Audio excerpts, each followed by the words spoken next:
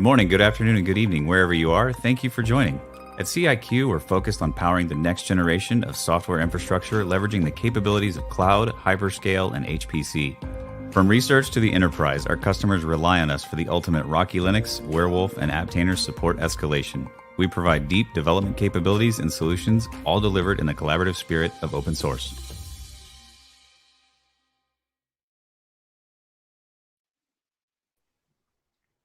Hello, everyone. Welcome back for another CIQ webinar. We appreciate you joining us. Welcome, Rose. How are you? Hey, I'm doing great. How you doing, Zane? I'm doing very well. What are we talking about this week, Rose?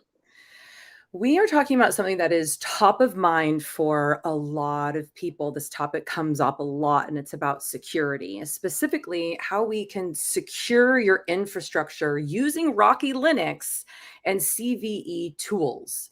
So today we're going to be talking about we're going to be really getting like an in-depth understanding of Enterprise Linux Errata, CVEs, and the update cycle completely. Now, we're going to touch on a couple different things in the supply chain of Rocky Linux packages, where they come from, and what they do for your security posture. That's great. Thank you, Rose. I think we hear more and more today about the term SPOM, supplies, bill of materials. So it's interesting that we're going to be talking about that. I'm glad to hear that we're going to dive into that. I know we have some others to bring in if we want to go ahead and have them join. We do. We got a team. Got Skip and Scott. Welcome. Hey, everybody. Skip, I know you've been here several times. I'll have you introduce yourself first, though, and then we'll go to Scott. Okay, I am Skip Gruby. Full disclosure, I'm a CIQ employed engineer at large. I work on a lot of different things, and I do the same sort of stuff for the Rocky Linux project. I've been a volunteer since it started, and I work on the release team. Skip does a lot of great things. Thanks for coming back, Skip. Scott. Hey, everybody. My name is Scott Shin. I'm on the Rocky Linux security team. I am not a CIQ employee. I work for a company called Atomic Corp, and I've been involved in open source security and security in general since the mid-90s, across the board from intrusion detection development to offensive tools. And I've also been a security officer many times in my life, both for the federal government and the commercial sector. It's great. Thank you, Scott. Thank you for joining. And thank you for being a part of the community. It's great to actually get to talk to people from the community. You guys do a ton of work that I think a lot of times goes unrecognized. So really appreciate it, guys. It's like having multiple jobs. You spend a lot of time there. It's a weird, thankless thing to be involved in, and I can't tell you why I still do it after almost 30 years, but it's just a weird niche part of open source. No, it's fantastic, and I think we need more of it. It seems like that's always something that gets kind of not left behind, but it seems to be easy to go fast if you're not worried about security, but then you sacrifice a lot if you don't worry about security. So really appreciate it. Thank you. So since we are talking about security today, let's go ahead and dive in and talk about, from a security and threats perspective today, what are we facing right now? What are our top threats that we're facing? Well, a couple of ways that we sort of define these is, big picture stuff is we have what we call unstructured threats and structured threats. And, some people might go into something we call a highly structured threat. But an unstructured threat is something let's just call it the background noise of the internet. And that is just the cacophony of automated stuff that's going on, which may or may not be human directed at this point. It may just be, you've got botnets and stuff trolling for vulnerable systems. And then we have what we call a structured threat, which is usually somebody running a campaign, right? Like they have a goal. They're there after you, or maybe somebody who is working with you, or maybe they're targeting one of your customers or one of your users. And a highly structured threat is sort of that category we throw in there because, we needed a category to put nation state type, attackers into. And generally speaking, you can defend against an unstructured threat or a structured threat, but you can't defend yourself from a highly structured threat, right? I mean, they've got tools and things they can do that you can't. In the context of Linux, though, there are, when you look at a Linux environment, we we approach this from what we call attack surface, right? So attack surface is the forward-facing part of your thing, you know, whether it's a web server or application or a cluster or whatever, that is exposed to that one of those that threat category, right? So just kind of, you know, putting that in security guy ease. That's how we say it. But in general, we're talking about, you know, hey, you've got a thing, it does something, part of it is reachable, in, you know, in theory. There's some nuance to that, but that's really how we kind of categorize the stuff. I don't know how you see it, Skip, but that's been the riff I've always used, you know, to management in my space. See, I think about it more specifically, and I'll give a general kind of BS answer, which is the worst security threat is based on what you're running, right? Like it's, you know, if you're not running PHP, you don't care about PHP threats, whatever, right? It's what you have and what you use. That's why the people are, you know, I've had people come to me and it's like, well, what's the worst threat on Linux? And I was like, well, PHP. You. No, that's okay. yeah.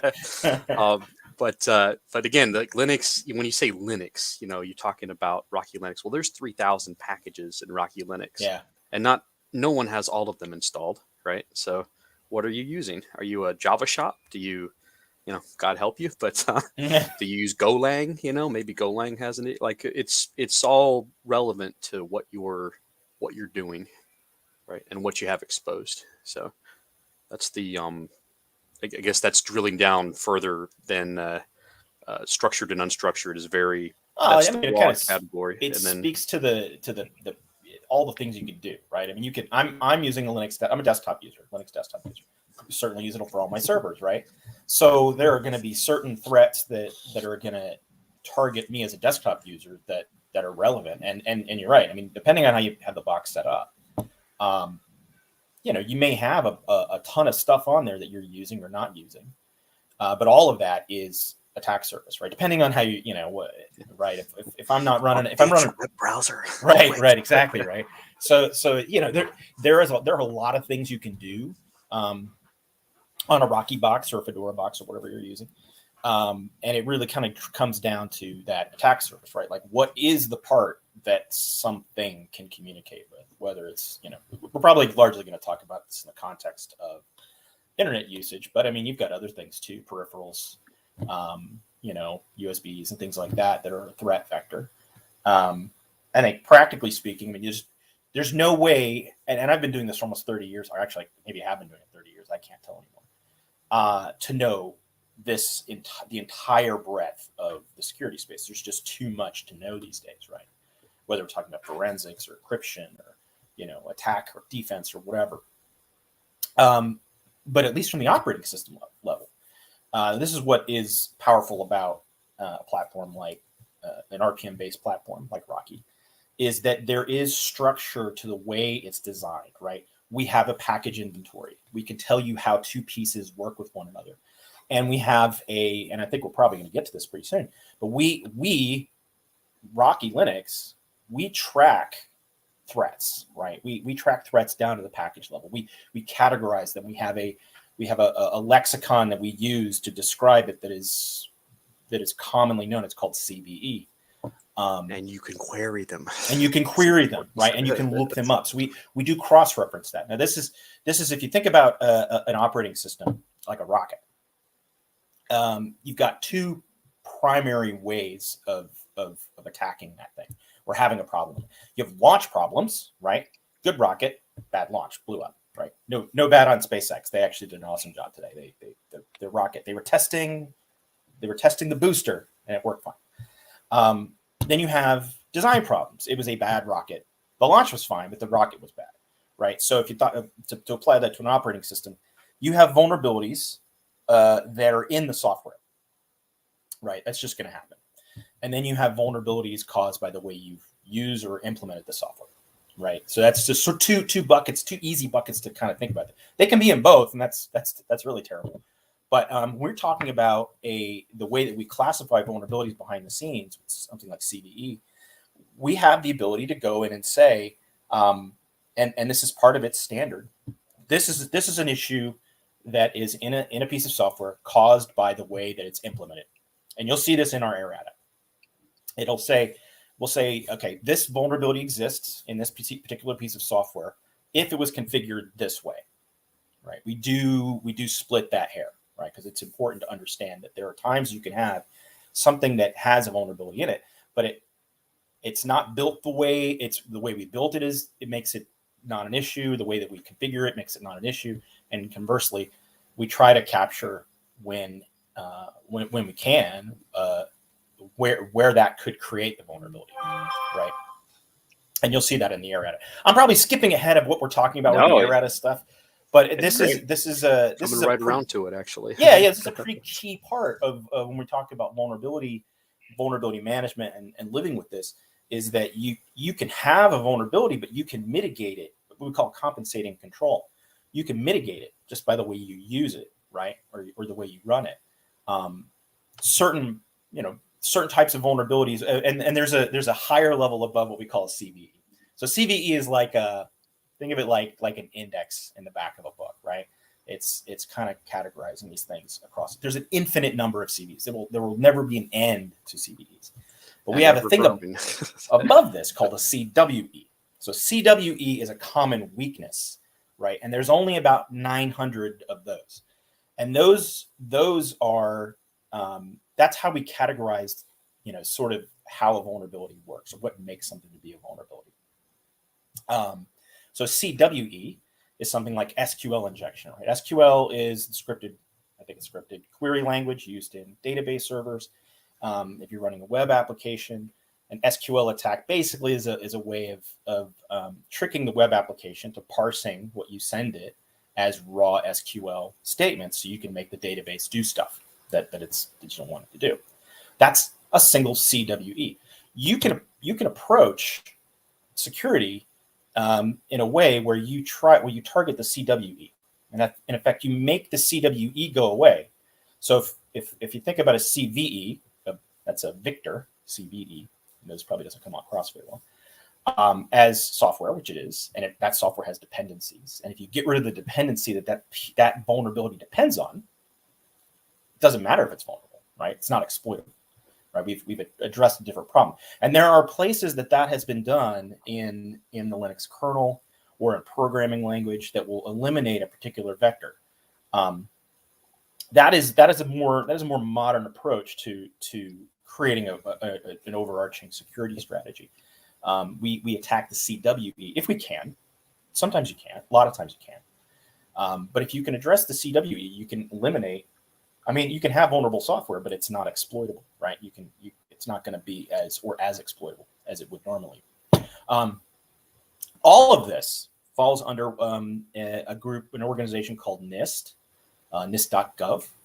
And they are responsible for tracking these CVEs and CWEs and cross-referencing this information. So we as Rocky are leveraging NIST, that's the National Institute for Standards and Technology, in order to, and other operating systems do this too. But we leverage NIST as part of the way that we track vulnerabilities in Rocky. And that includes at the NIST level, when they will categorize the vulnerabilities that we have under as a CVE with its weakness ID as well. So that information is actually combined. So if you are using particular, strategies like, I'll throw a plug out for a great tool called Mod Security to mitigate web vulnerabilities, right? That kind of information is referenceable across them. So anyway, I don't want to monopolize everybody's time here, but this is obviously something very near and dear to what I do. This is all I do. Here at Atomic. No, you're going well. You got it. So I think everything you said, I'm like, yep, check. The one thing we say quite often is CVE, and Scott, I don't know if you actually defined what CVE was. I mean, I know you told us a lot about it, but common vulnerabilities and exposures is typically what it stands for, if I'm not mistaken, right? That's correct. Okay. And the NIST is where these sort of are managed from, right? So when we put out Errata, we will reference the CVE in the single Errata sort of blob of information. we will also reference back to NIST, right? And so for the people who are doing this, on the security team side, a CVE may affect Rocky, but it also may affect a ton of other platforms too. So what's important to know about that is when you're looking this up in NIST, is they will reference all the information that they've collected on it, and it can be it can be a mile wide and a mile deep. It can just be very scratching the surface, but in general, it's up to us to share it back and forth with them and us. So like when we say, hey, this is, the NIST might say, hey, this is the vulnerability, but it's on us, the operating system people, to say this is our fix, and they track it too. So we actually are tracking it from both sides. They will reference our errata in their CVE information. What that means to you, though, for the people who are watching this, is that is sort of, I won't say it's the voice of truth, because it's not always 100% accurate, but it's definitely the place where we combine all this information together, and it'll say things like, this is what the fix is, or this is more information about the vulnerability, and these are the other platforms it might affect. Okay. Thank you. Yeah, so this is an interesting question. Thank you for the question, Dave. He's interested in the way that CVEs are published might not affect containerized code and vice versa. How containerized code may have unique vulnerabilities that don't affect the OS.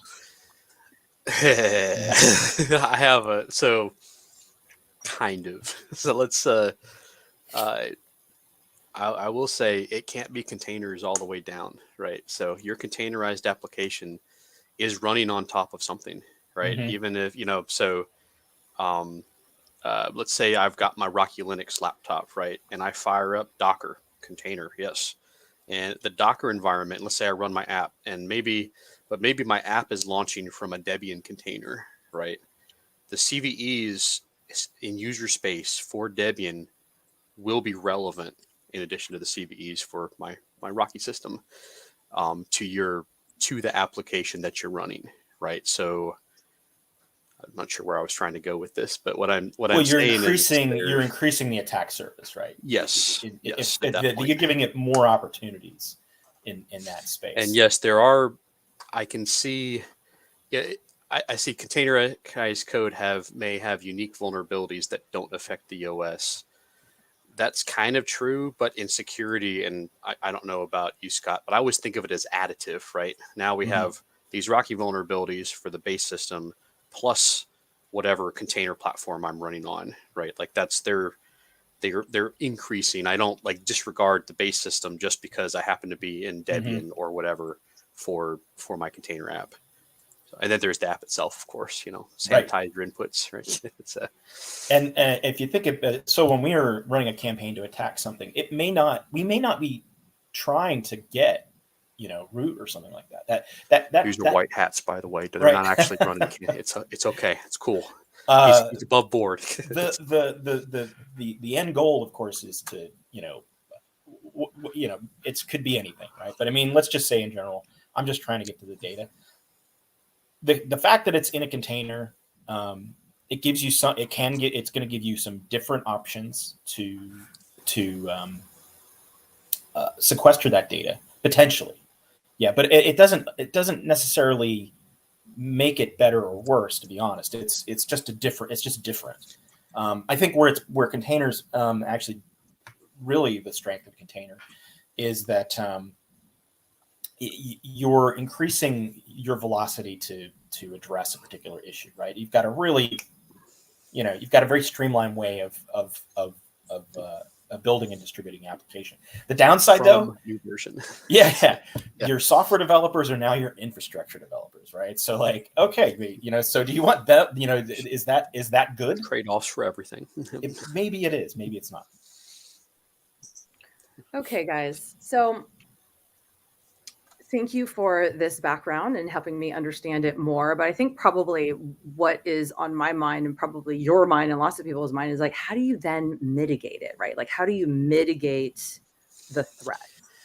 Yeah. So I'm going to take this one, Scott, for at least for starting, and then I'm sure you'll have extra stuff. So I will say that almost every IT person in the world will tell you, keep your software up to date, because people are always working on fixes, and I'm here to tell you, as somebody who compiles a lot of those fixes, that people are always coming out with ways to solve individual software, right? Mhm. So Apache, OpenSSL, whatever, updates are great. And I'm going to segue that into the way that we kind of, as Scott mentioned, in Rocky Linux, we're an RPM-based system. It's really great. We have a pre-made thing already to a way of doing updates that is not just, oh, here's a roll-up, here's a security roll-up. You don't know what's in it, but you should install it. Apologies to Windows, but so I can't help taking. I hate that with hey, this is a security rollup, for the month of March. Mhm. And what exactly does it do? Well, just install it. It's cool. It'll work out. Never breaks So, anything ever. One of the ways, and you don't even need a Rocky system to do this, honestly. One of the ways, I'm going to share my screen here, and I will show you. So we're going to get into the practical part of the talk here. Going to segue. Okay, click the share screen button, Skip. There you go. Move this over here. Yeah, that's actually a good point, Zane, because when you do updates and you update regularly, then things break. So it kind of, it's like, Well, hopefully not. If we at the Rocky Enterprise Software Foundation are doing our jobs. there you go. But, The goal that we always went to, with this was to make right. the design that we actually use with RPM-based distributions is to make that risk go away, right? So we're, our design, right, and this is really the Red Hat sort of design also with enterprise software, is that we never break the API, right? So from the end user's perspective, updating is our intent is the update process is not a risky process. We track things like config file. We won't overwrite a config file. So at the end of the day, that is the power of that, right? It is that you can have a low risk way of updating the system. I'm not talking about just, /configure make install here. There's a lot more thought that goes into it than that. I'm glad you bring that up, Scott. That does seem to be something that used to happen quite often, is config files did get overwritten. So you would have people who would not. Will the update kill my API? Will it break all these applications? And I think we'll probably talk to backporting here in a bit, but no, it won't, right? I mean, that maybe 20, 25 years ago, that was an issue, but this is a problem we've hammered flat decades ago. Having said that, I will put a great big Skip's addendum onto that asterisk, which is people are not perfect. The Fedora project, our upstream Red Hat Enterprise, CentOS Stream, and Rocky Linux itself were not perfect, and mistakes do happen. Like things, fortunately, especially if it's a very big noticeable mistake, I will say it impresses me how fast things can get fixed. Right. So there, you can't just say that, oh, everything's fine, nothing will ever break when you update, no matter what. That's not. I'd be careful about saying that for anything, even enterprise Linux. Although, if in the Linux world, if I had to make a bet on an update not breaking, I would bet on Rocky Linux, though, because our deltas for our changes are generally quite small. If we can help it within a version like 8.7 or 8.6 or 9.1 or whatever, there are no, the only things we will change are very minor bug fixes or security patches. And the idea is to leave the rest of the software alone and make it continue working like it like we expect it to. So that's my big giant, hey, by the way, we're going to get into the backporting thing here, I think, too, to kind of. Oh, yes. Yeah. That's a big concept especially in enterprise Linux that lots of folks don't, it would help them to grasp. Right. And yeah, I've just got our, one of the key sites here, which is errata.rockylinux.org. This is a site that presents information that is pulled mostly from Red Hat Enterprise Linux, our upstream. It contains information about updates that Rocky Linux has produced, as well as you said, Scott, all those all important CVEs and links to them as well, right? So now, another critical part of this errata is typically when we're talking about a vulnerability data that's being published by an upstream source like NIST, they're going to look at, they're not going to look at it the way that the distributions are putting the packages together, right? So what's important about this errata data, this is where we, the operating system, get to have, basically articulate why an issue does not exist or how it's mitigated in our package, right? And just a really cheesy example of that is there was a vulnerability in a particular piece of software, NTP, and it's mitigated by the fact that it doesn't listen on anything other than localhost, right? So yeah, you could do it. We've called an east-west attack. If you're on the box, you could attack it, but as an externally facing, it's not vulnerable. Well, if you look at from the CVE's perspective, it would say it's vulnerable. If you have this version, you have a problem, right? But the errata is where we're saying, because we configure it this way, or because we compiled it this way, or because of the way that we modify the source code. Again, we're going to talk about what that means here in a second. But this is where we say that, right? So you have those artifacts in hand if you're trying to close out an issue, what we call a POAM in the government, or you're dealing with an auditor. That's where you've got that data to say, no, that is a false positive. This is not relevant to whatever you found here. This looks important. Yeah. Yeah. So, the important thing is that, and this is, again, previous jobs, I've had this issue before. And one of the things Scott is touching on here is that security is way more complicated than just crush the CVE. The CVE is bad. We need to get rid. Like it's not the software we're using. You can't just, I've had issues in the past where there's, what we call checkbox security, where it's like, oh, yeah, we scan the system and it's got 100 CVEs listed in it. This is terrible or whatever. But it's all about context, though. There's a lot of, you can't just go by volume of vulnerabilities or something. Like there's, some 100 CVEs, could be terrible on a system, but it depends on what you have installed, what you're doing to mitigate things. It depends on how are you using, how exposed the system is. Like you said, listening on the local versus listening on the internet. All kinds of things are. The term is compensating control. Yeah. Right. If there may be something that you have that compensates for this particular, or eliminates that weakness that the CVE needs to live, right? Yeah, so I'm just going to play around here a little bit because we got this open now. But so you can see I'm just going to filter through some stuff in Rocky Linux and in other operating systems. Really, we have something, I think Scott mentioned it, something called Errata or Erratum. Is that Latin? I don't even know. Errata. Is it Errata? Yeah. Errata. Yeah. Whatever. I don't pronounce things.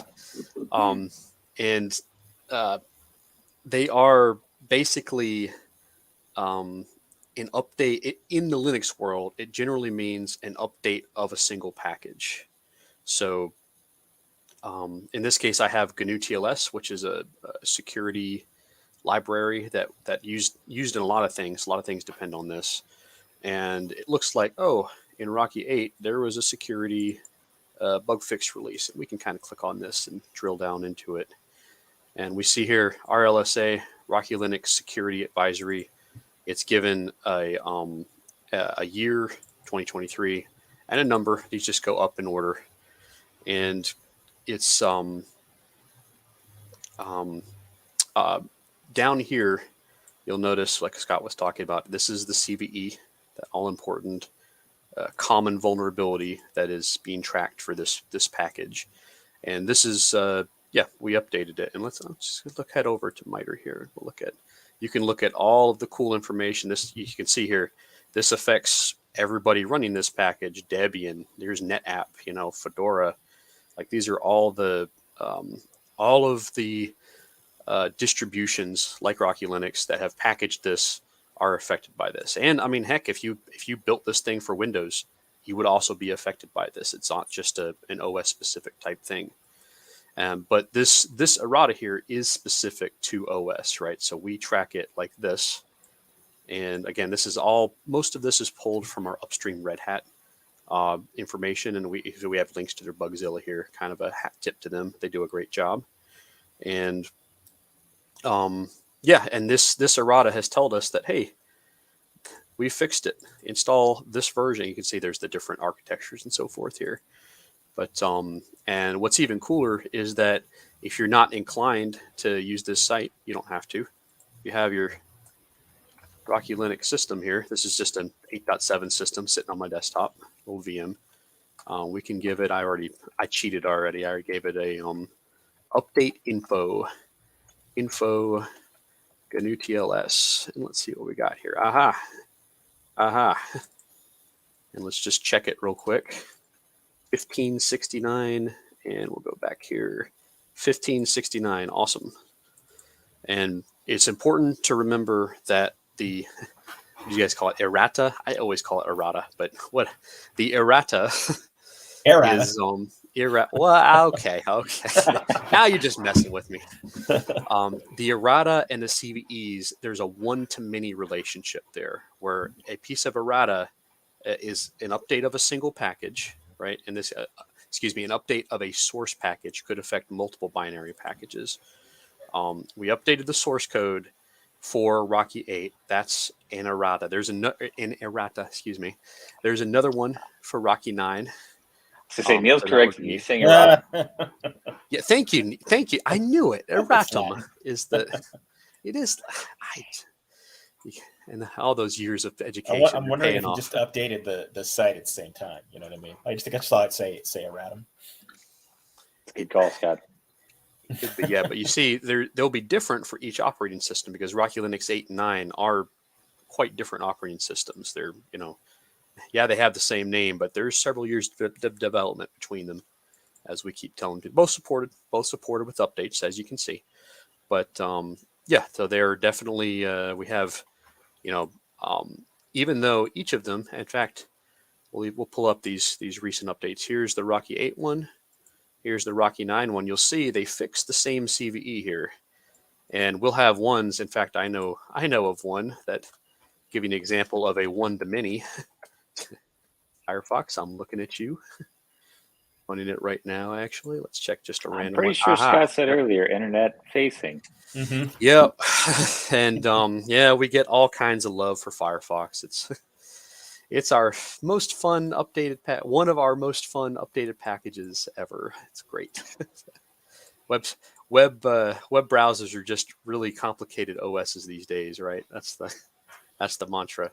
But you see Firefox here. This particular update for Firefox covers these CVEs, and you can go and explore, see how bad they are, what exactly they do. It looks like this one's still new here. This is a reserved listing. Huh. Interesting. The nature of the CVEs is that they are also dynamic on their side. So they will be updated from time to time.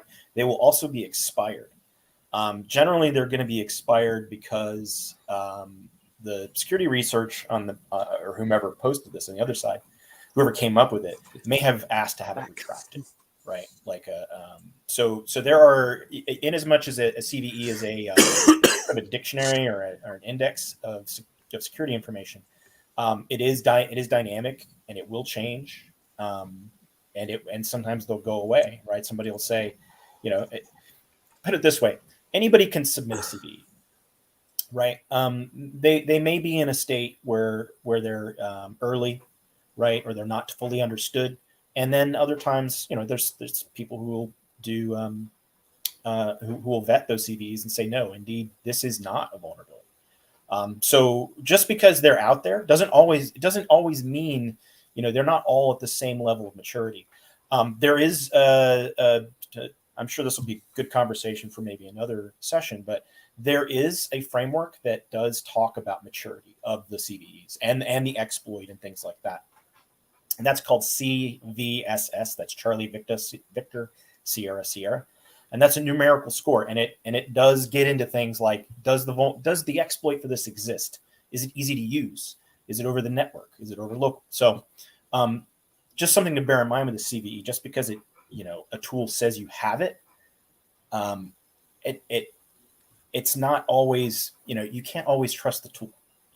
Life is complicated. And I want to segue here into backporting, because this is probably, I've been dealing with this since the 90s, and it's important to kind of describe how the Red Hat mentality worked with this. So when we have a piece of software, say Apache, and we say it's version 2.4.16 or something, it's not. Okay, it says it's 2.4.16, but it is not. What it is it's 2.4.16 originally, and then as time has gone by, code has been backported into it. So we have taken fixes from newer versions, or even invented our own fixes and built them into the package. And I know this can be very confusing if you're using a tool like Nessus or OpenVAS, which I work on, and you run it against a Rocky box or Red Hat box or what have you, and it'll say that is vulnerable, but there's more to it than that. And we know how hard that is for you, the end user of Rocky or CentOS or Red Hat, how hard that is on your lives. So number one, I'm on the security team here. I am always prepared, and the other people on the security team, we're always prepared to help you respond to somebody who says there's a vulnerability in Rocky when we know there isn't, right? How do you know there isn't? Part of it is in the Errata, but in the actual package itself, you have the ability to query it, and it will tell you all of the CVEs we fixed, right? So you can use this directly through the RPM command. There's a change log in every single package that's built into the package. So you don't need to go to a website or anything. You can be in a totally out-of-band, offline network and be able to look this up just with the command RPM. So you can use RPM Q -- change log in the package, and then every single CVE we've addressed, as well as the links to our Errata, will be in it. And so what I always recommend is when you're dealing with this, when you're dealing with security tools or a third-party auditor, and you've updated the system, and they're like, this vulnerability exists, and you're kind of stuck. Well, how do you prove it? How do you prove it you fixed it? I updated it, but your tool is still scanning it and saying that I'm running a vulnerable version of Apache or SSH or what have you. The RPM database has this information in it, and it'll say, on this date, we added this fix for CVE 123. And I highly recommend checking that out if you haven't done this before. The command is RPM -- changelog, and then the package name. I don't know if we have my screen open right now, like on the broadcast, but We do not. We should share that. Yeah, it's pretty critical. I mean, I've had. I mean, I can't tell you how many times in my career I've had to sort of explain this. I'm sure everybody on release engineering has done this a million times, and you get sick of it. I know. But why do we do that? You do get sick of it. Okay, so the reason why we do this is because this is enterprise software, right? We do not break APIs. That's it. So a good example. Let's not pick on PHP by telling everybody how PHP is handled in Rocky. PHP has a high velocity programming language. New versions come out like every couple of months. And they end of life old ones. And if you look at the version of PHP that we ship in, even Rocky 9, I'm sure is already end of life, right? It's probably 7 or something. Maybe No. It's it's end of life for PHP, but it's not end of life for Rocky. If it's not, it's very close, and that's only because Rocky 9 is relatively new. And that's because we're backporting the fixes from the newer versions into the old one. So you would look at something like PHP and say that, oh, it has all these particular issues in it, or Ruby or Python or what have you, but the fixes are being backported, right? So it isn't vulnerable to all these things that a tool will test on it, but you're not going to be able to prove that. This is it. Yeah, the change log. This is gold. Yeah, this PHP. Is where you can look at it right there, and it will have in here when we the bug IDs. In Bugzilla, it will have the CVEs. We're in there, and there are even settings in Yum and DNF that allow you to query just by CVE number. If you guys want to see like Scott was talking about. This is gold. HTTPD is the Apache server software for Rocky Linux. You can see, hey, There you go. bam, there's this one. You notice here, so Apache.org released version 2.4.37, right? And then, but you'll notice we have way more. In fact, you know what? It's probably going to be, I will bring it up on the web browser because I think it's going to be easier to read there. I don't know, whatever you guys prefer, but I can pull it up here too. This is our Rocky build system. It's open to everybody. You can see when stuff was built. Check it out. And this will also have this. Here we are. Yeah. So this has the same information here, but you'll notice 2.4 here. Let's have a search for 2.4.37. Highlight it for everybody. So if we go down here, look at all the 2.4.37s. Look at all these changes that were made, right? And and these are almost all of them. You'll see will be related to. Oh, there's a CVE. Got to fix this CVE. Got to fix this one. Got to put, so these are little itty bitty updates. In fact, I'm here to tell you many times I like security fixes because it's usually the only thing that changed was like 5 lines of code. Yep. And it just, there's like an if or something that was put in there and it fixes it. Right. And as a release engineer, I love it because it's easy to build.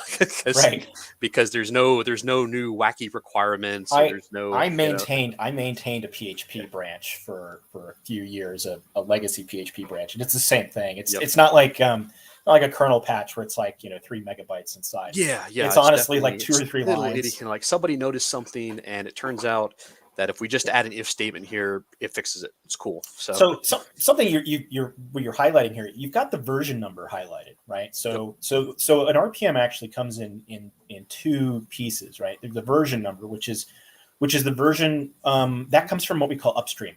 Okay, upstream is when as RPM people, when we say upstream, Apache.org.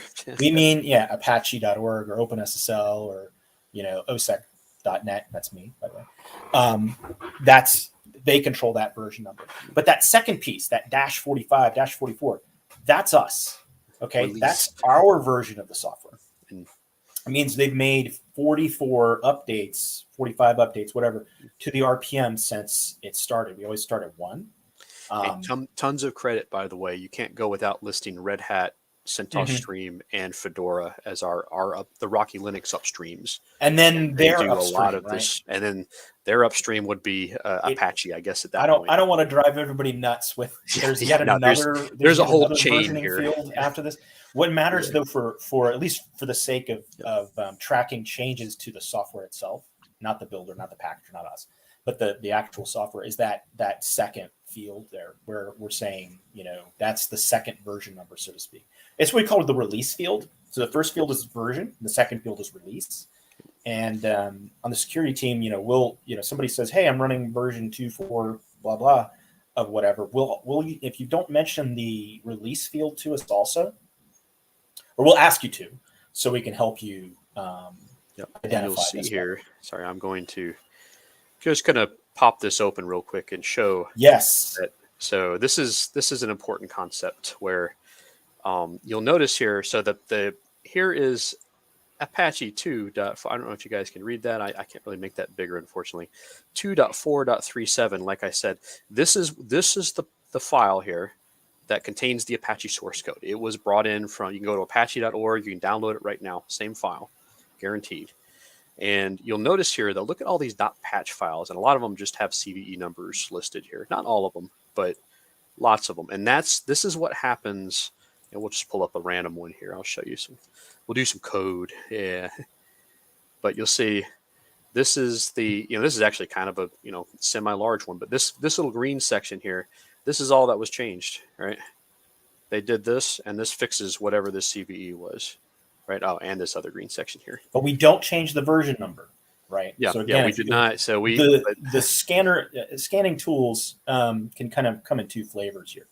The low risk style is what we call a banner grabber. And all it's doing is it's reaching out to Apache or SSH or whatever, and it's grabbing that version field, right? So they see 2.4.13. They don't see 2.14-45.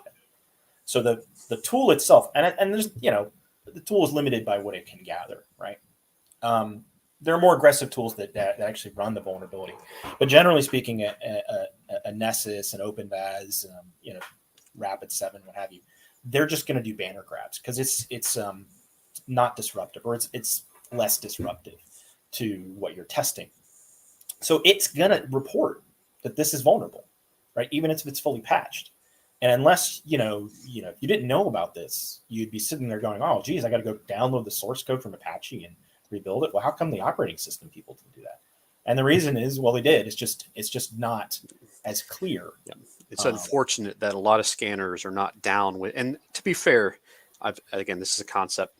I've worked with a lot of Windows Server admins in the past, and this is a foreign concept in the closed source world that you could, that in order to, and a lot of times if you are, building and installing something on Windows or even a proprietary piece of software on Linux, you get the new version or else, right? Like you're just going to be vulnerable. There's no in between. But here, because it's open source, we have the option of doing this where we say, okay, someone fixed this Apache with this patch. And I'm going to give just an example here that we were looking at. So this is patch that fixes CVE 2019-10097. It doesn't really matter. But if you look it up here, it looks like, oh, this was fixed on the jump from the -21 to the -27 here. And that's when this particular vulnerability was fixed with this patch. We're still on the old Apache, but your vulnerability scanner may not notice that because it just looks at, it does not track releases. It does not track, again, what we call backporting. This is backporting, where we just take a little bit of the code that fixes the thing we want to fix and bring it backporting to the version we want to run. And that way we can keep using our Apache without crazy changes that might break things for us. The other risk is that if I make a change, if I do an update, will it break my application? Right? And PHP is a good example of that. The entire programming language. If you have written an application for, say, 5.3 and you've upgraded to 8, there's no guarantee your application will still work. And that's the key. There's a guarantee it will not work. There's there's certainly a guarantee that. And we try, there are a lot of different strategies that have been used over time to kind of try to communicate that. Typically, when you look at the versioning numbers here, they're trying to tell you something about that. But in practice, you've got thousands of applications and everybody's doing stuff different. And so that's where the operating system comes in, where we're trying to, again, hammer flat that weird stuff and bring some, one more place here. Yeah, and just kind of bring some sanity to the way that we're managing everybody's favorite library here. Yeah.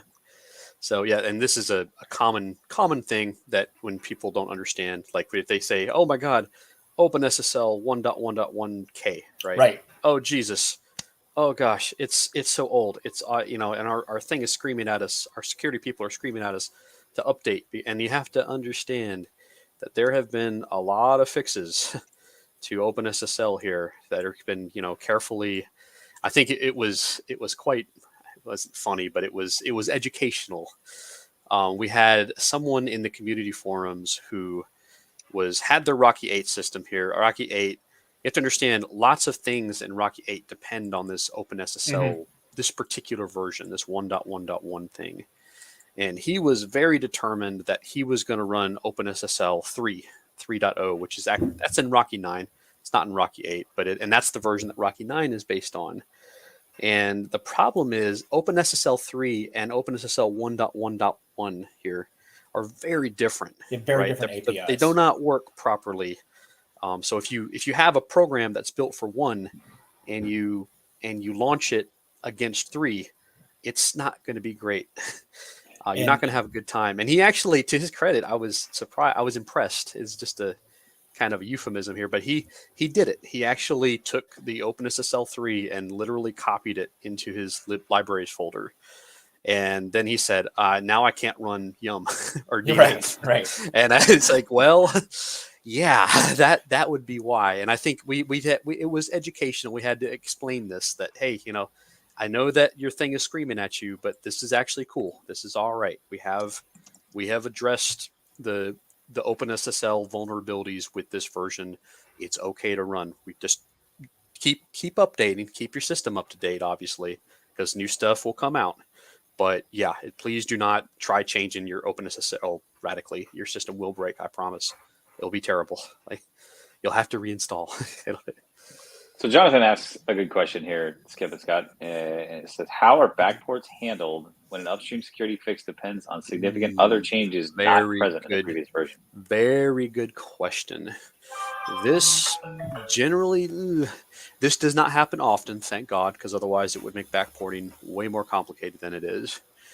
But it really, decisions have to be made at that point. It depends. It also depends on the fix upstream with the newer version. Like Scott was saying, PHP 5.3 versus PHP 8, right? And maybe there's something that affects both of them, but the way they fix it in PHP 8 is completely relies on something you just can't do. Yeah. So that you have to make some decisions at that point, and it's kind of you look at okay, well, are we just going to jump to 8? In PHP that would be a terrible idea. That's not going to happen. But if it's closer though, if they're closer together, depending on the application, it could be feasible, right? Like, so we could say, okay, well, I'm going to make up some numbers here, but GNU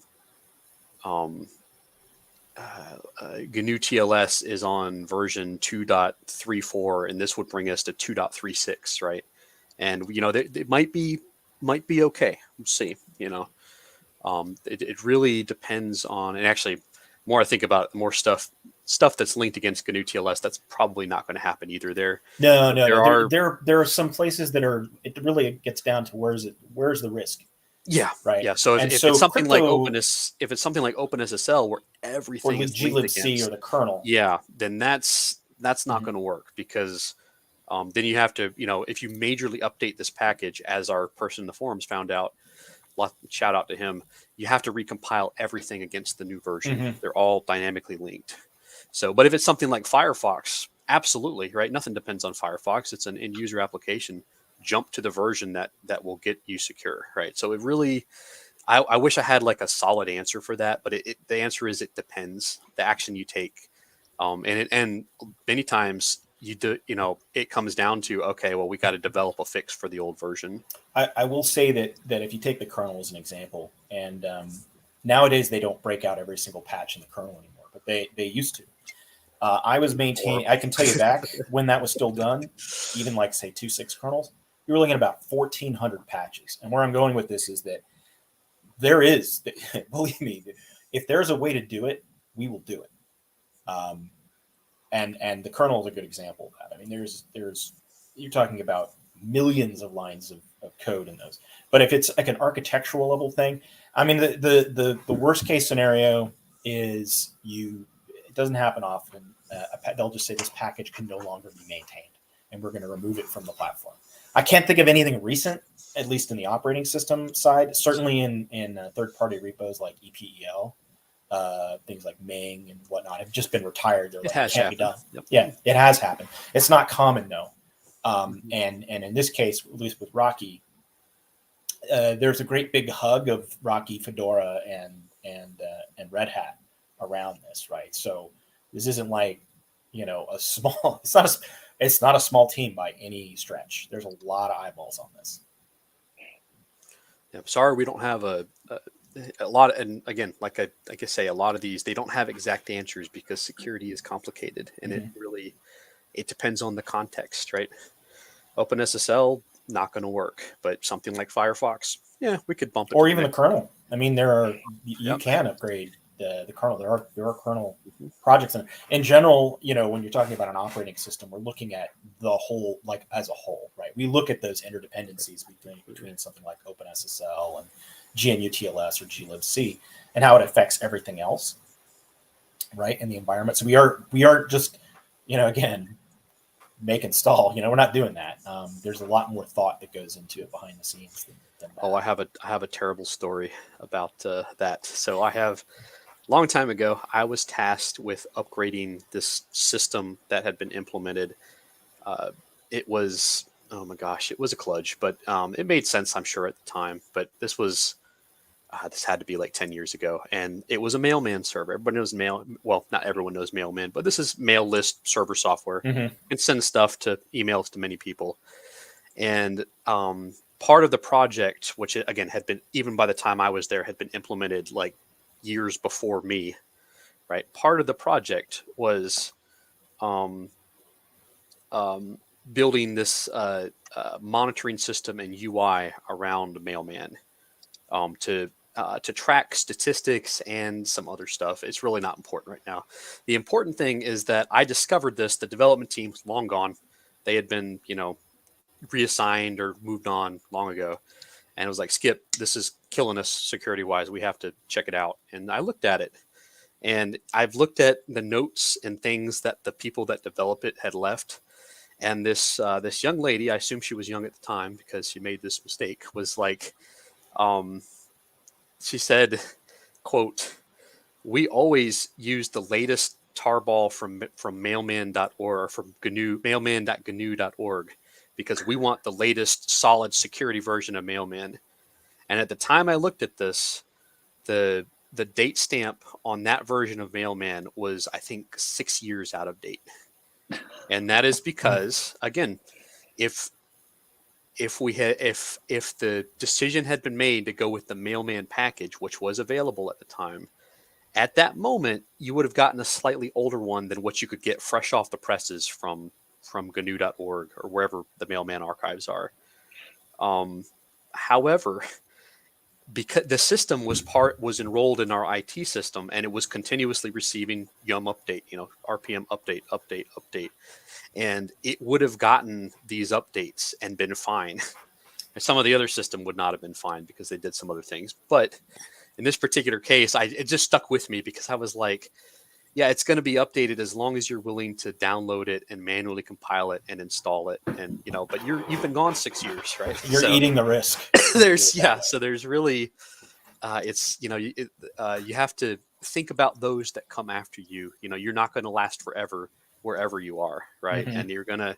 And so the sticking with the packages, it's kind of, you're offloading the maintenance of Mailman in this case, or it could be Apache or PHP, to experts who know, who get the security updates, who do, so I'd caution anyone, if there's, and this is always in my personal IT admin experience, if there is a package available in the repository, especially in Enterprise Linux, Rocky Linux, and it's available and it can do 95% of what I want to do, I'm going to use that package as opposed to going out and getting it, because I know that as long as I keep my system up to date, which I have automatic processes in place to do that, it's hands off. I don't have to worry about the security for that package. It's given to me for free.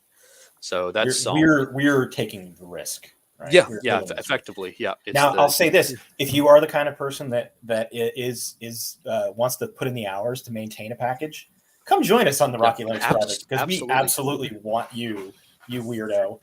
That's how our all shtick. Of us ended up in this space, right? This is our marketing opportunity. I was like, hey, I was really just upset that you weren't keeping this thing up to date. And next thing you know, you're running an RPM repo and you're part of an operating system environment, So I would say that, yeah. And believe me, we're all happy to just let you know how exactly how we do this stuff, because most of us are obviously we're pretty steeped in it.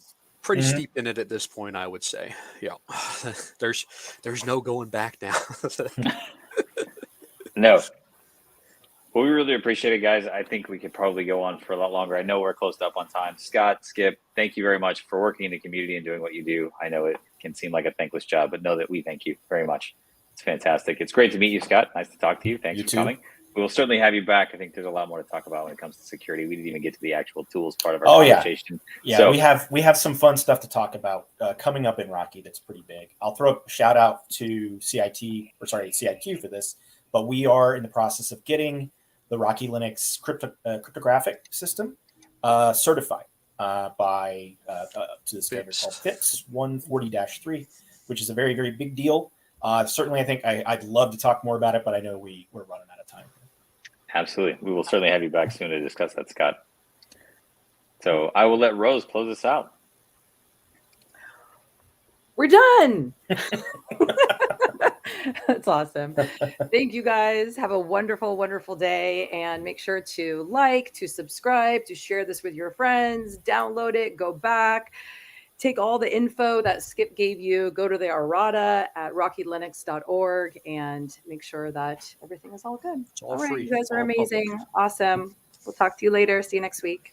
Later. Thank you very much.